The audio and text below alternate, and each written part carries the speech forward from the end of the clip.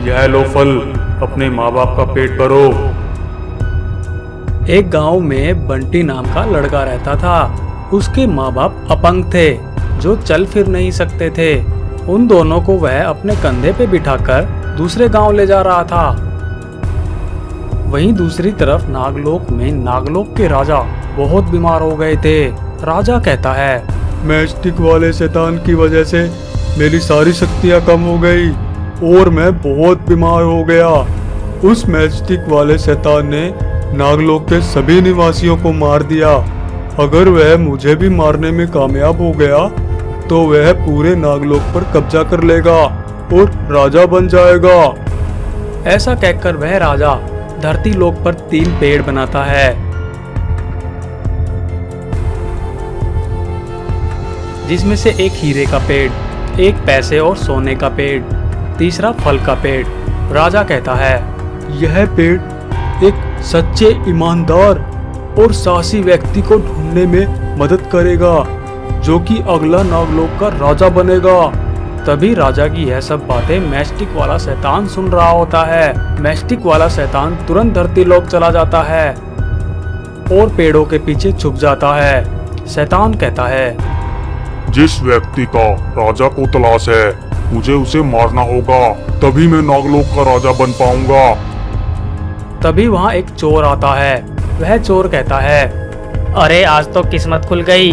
हीरे के पेड़, पैसे के पेड़ और फल के जादुई पेड़ उगे हुए हैं। जल्दी से हीरे तोड़ लेता हूँ और अमीर हो जाता हूँ। जैसे ही वह चोर हीरे तोड़ने के लिए आगे बढ़ता है, वह पत्थर का हो जाता है। मैस्टिक वाला शैतान कहता है, यह क्या राजा बनेंगे? धरती लोक पर तो सभी लालची इंसान ही रहते हैं। तभी वहाँ एक लालची इंसान आता है, लेकिन उसे भूख लगी होती है। वह फल वाले पेड़ से फल तोड़कर खा जाता है, लेकिन उसे कुछ नहीं होता। मैस्टिक वाला शैतान घबरा जाता है और तुरंत उसे अपनी शक्ति से भस्म कर देता है और कहता है, इन्हें मारना तो बहुत ही आसान है। अब मुझे राजा बनने से कोई नहीं रोक सकता। तभी जो बंटी अपने माँ बाप को लेकर दूसरे गांव जा रहा था, वह थक जाता है और एक पेड़ के नीचे आराम करने के लिए अपने माँ बाप को रखता है। बंटी कहता है, आप दोनों को भूख लगी होगी, मैं अभी आप दोनों के खाने का इंतजाम करता हूँ। ऐसा कहकर वह नदी की तरफ जाने लगता है।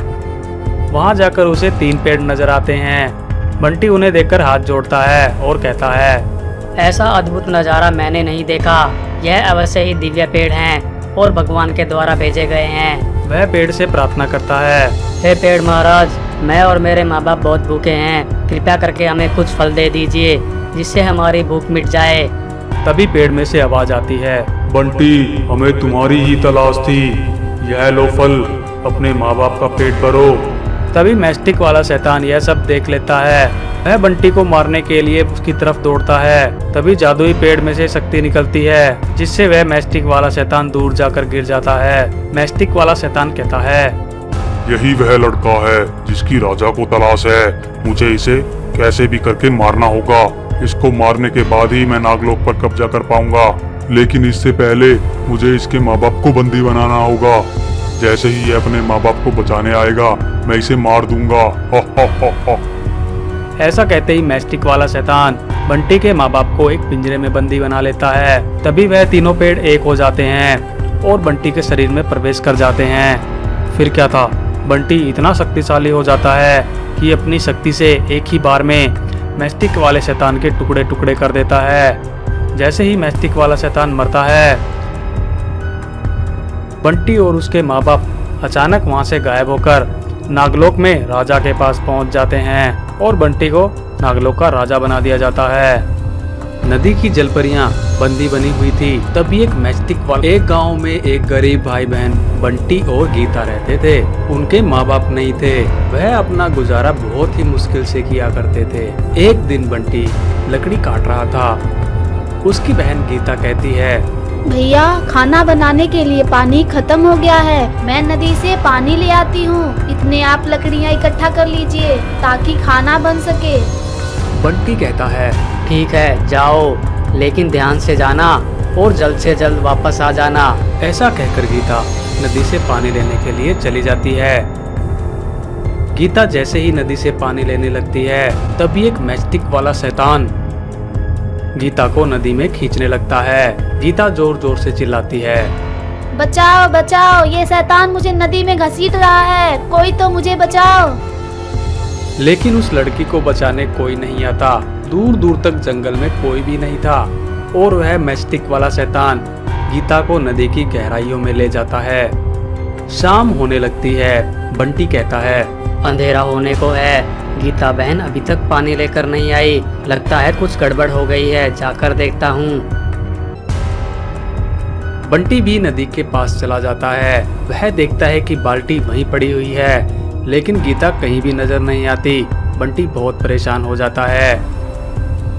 तभी बंटी अचानक नदी में कूदकर यहाँ वहाँ देखने लगता है, लेकिन बंटी को कुछ नजर नहीं आता। उसका दम घुटने लग जाता है। बंटी तुरंत बाहर आ जाता है और रोने लगता है। तभी पेड़ पर बैठा बाज बंटी से कहता है, तुम्हारी बहन को एक मैचस्टिक वाला शैतान नदी में ले गया। वह शैतान बहुत ही खतरनाक है। मुझे तो श्राप मिला हुआ है और मैं इस पेड़ से हिल भी नहीं सकता, इसलिए मैं तुम्हारी बहन को बचा नहीं पाया, लेकिन तुम्हें उसे जल्द ही बचाना होगा। बंटी कहता है, मैं कैसे बचा सकता हूँ? नदी में जाते ही मेरा दम घुट जाएगा और मैं मर जाऊंगा। तभी वह बाज अपनी शक्ति से बंटी के चेहरे पर एक ऑक्सीजन का बुलबुला बना देता है। बाज कहता है, लो बंटी, अब तुम नहीं डूबोगे, अब जल्दी जाओ और अपनी बहन को बचाओ। मुझे पता है बंटी कि तुम ही उस शैतानी राक्षस को मारोगे और इस जादुई नदी को उसके चंगुल से आजाद कराओगे। फिर क्या था, बंटी नदी में छलांग लगा देता है और नदी की गहराइयों में चला जाता है। उस ऑक्सीजन वाले बुलबुले की वजह से बंटी नहीं डूबता। बंटी देखता है कि रास्ते में कुछ नदी की जलपरियां बंदी बनी हुई थी। बंटी कहता है, हे जलपरियों, तुम्हारी ऐसी हालत किसने कर दी? जलपरियां कहती हैं, यह काम उस दुष्ट मैचस्टिक वाले शैतान का है। उसने हमारी जादुई नदी पर कब्जा कर लिया है और हमें बंदी बना लिया है। वह तुम्हारी बहन को भी पकड़ कर ले जा रहा था। तुम्हें उसे जल्दी से बचाना होगा, नहीं तो वह उसे मार देगा। बंटी कहता है, वह दुष्ट शैतान किस तरफ गया है और वह मुझे कहाँ मिलेगा और मैं उसे कैसे मार सकता हूँ? तभी जलपरी कहती है, वह शैतान के गले में मैचस्टिक की माला है। अगर तुम किसी भी तरह उस माला को उसके गले से निकाल दोगे, तभी हम आजाद हो जाएंगे और वहाँ जल्दी आकर उसे मार देंगे। ठीक है, मैं उसके गले से माला निकाल लूंगा, लेकिन तुम जल्दी आ जाना, कहीं पता चले वह हम दोनों भाई बहनों को मार दे। हम तो वैसे ही गरीब हैं। जलपरी कहती है, ठीक है, तुम इस बात की चिंता मत करो और जल्दी जाओ। तभी बंटी नदी में बनी शैतानी गुफा में जाता है और वहाँ देखता है कि उस मैचस्टिक वाले शैतान ने उसकी बहन को भी बंदी बना रखा था और उल्टा लटका रखा था। शैतान कहता है, यह लड़की तो बहुत ही मुलायम है, इसे खाऊंगा तो मुझे 1 महीने तक कुछ खाने की जरूरत नहीं होगी, लेकिन अभी तो मेरा पेट भरा हुआ है, इसे कल खाऊंगा, थोड़ी देर सो लेता हूँ।